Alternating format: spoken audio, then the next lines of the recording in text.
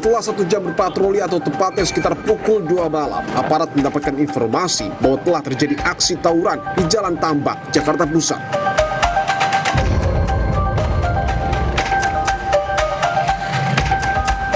Namun saat tiba di lokasi, para pelaku tindak tawuran telah melarikan diri. Aparat pun melanjutkan patroli dengan sasaran memberi himbauan kepada masyarakat yang berkumpul dan berkerumun untuk menutup ruang tindak kejahatan di jalan.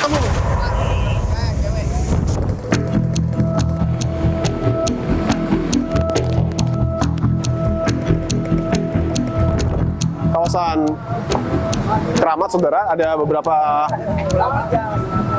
orang ya yang nampak berkumpul di sini dan polisi memastikan kondisinya seperti apa. Saya akan coba lihat.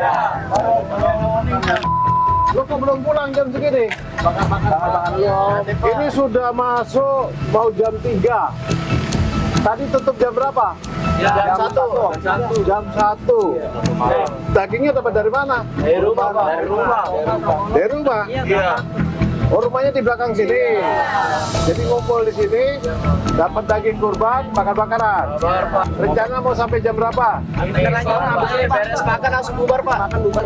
Setelah satenya matang, dimakan, habis itu bubar. Karena ini kalian di pinggir jalan, ini mengundang. Ya. Mengundang, nanti ada hal-hal yang negatif. Ada orang yang berbuat jahat. Silakan. Setelah kegiatannya selesai, silakan pulang ke rumah ya.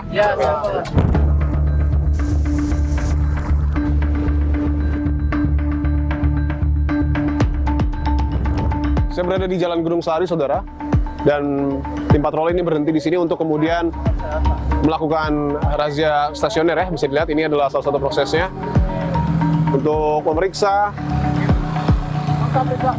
kondisi dari para pengendara yang melintasi jalan ini. Kita akan lihat prosesnya, saudara.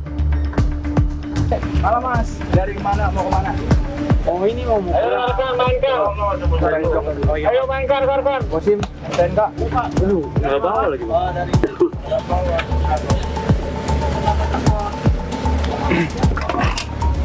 Kenapa nggak dipasang? Bautnya pada hilang bang, ini loh, pada copot-copotin semua pada. Kamu begini ntar disangka orang jahat, nggak pakai plat nomor, nggak pakai helm. Oke, ini salah satunya ya, salah satu motor yang dirazia, tapi ada beberapa motor, saya lihat ada di depan satu dan di belakang satu. Saya akan tunjukkan yang di belakang. Ini salah satu juga yang diperiksa.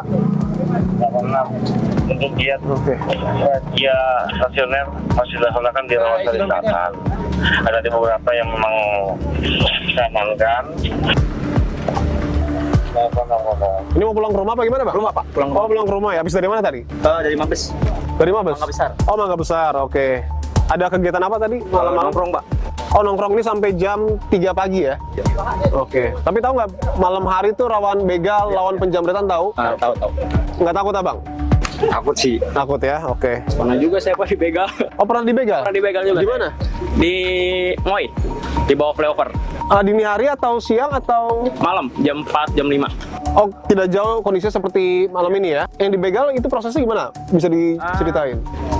Rokok sih Pak jatuh, motor saya parkir di pom bensin sekarang ngisi bensin sama temen. Iya. Saya ngambil ke belakang. Saya udah ngeliat 3 orang lawan arah, tapi saya nggak berpikir buruk. Tiba-tiba dia naik trotoar, udah megang ini saya udah dicelurit. Setelah itu kondisinya gimana? Ya udah saya serahin semua barang-barang saya daripada store nyawa, dan saya store duit dah ke dia. Artinya yang saat itu dirampas? HP, duit, dompet semua, STNK. Motornya? Motornya aman. Oh, motornya aman tapi ya?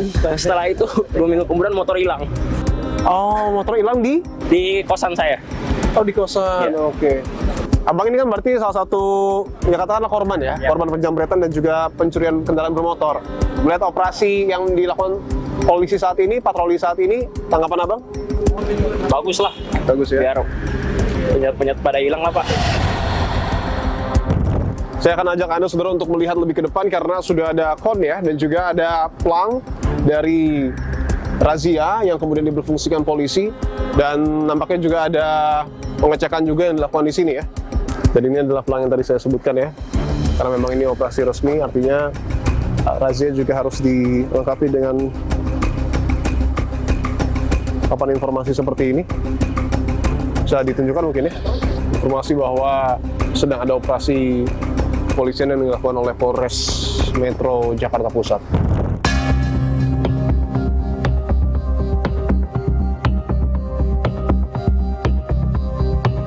Terus saya masih bersama dengan Kapolres Jakarta Pusat dan juga Dandim Jakarta Pusat. Pak Kapolres, saya izin tanyakan bahwa tadi kita sudah berpatroli Pak ke sejumlah titik di wilayah Jakarta Pusat dan saat ini kita tengah berhenti untuk melakukan razia stasioner. Tujuannya apa Pak? Tentu tidak lain menduga bila mana ada hal-hal yang tidak diinginkan, khususnya para pejalan yang membawa barang-barang atau benda yang patut dicurigai semacam senjata tajam ataupun senjata jenis lainnya secara ilegal. Dan begitu juga kita melakukan operasi dalam hal adanya barang-barang yang berkaitan dengan obat-obat terlarang, bahkan narkotika. Kami mendapatkan informasi bahwasannya dari 8 polsek yang melakukan operasi, salah satunya yaitu di Cempaka Putih, ditemukan adanya narkotika yang diduga adalah sabu-sabu dan obat terlarang. Namun saat ini masih dalam pemeriksaan. Saya ingin ke Pak Dandim. Pak Dandim, kalau kita lihat ini tidak hanya polisi, tidak hanya Satpol PP, tapi juga ada TNI yang kemudian bertugas. Pembagian tugasnya di internal TNI sendiri terkait dengan operasi ini seperti apa? Tentunya kita membackup dari kepolisian, kita berada di lapis kedua. Ya, bisa dilihat sendiri di lapangan bahwa memang yang pertama kali memberhentikan ataupun memeriksa adalah rekan-rekan dari Polri. Saya izin tunjukkan ya Pak ya. Oke. Artinya aparat TNI ini membackup ya Pak ya? Iya. Tetapi yang langsung bersentuhan dengan masyarakat yang melintas itu dari polisi? Iya. Oke, baik.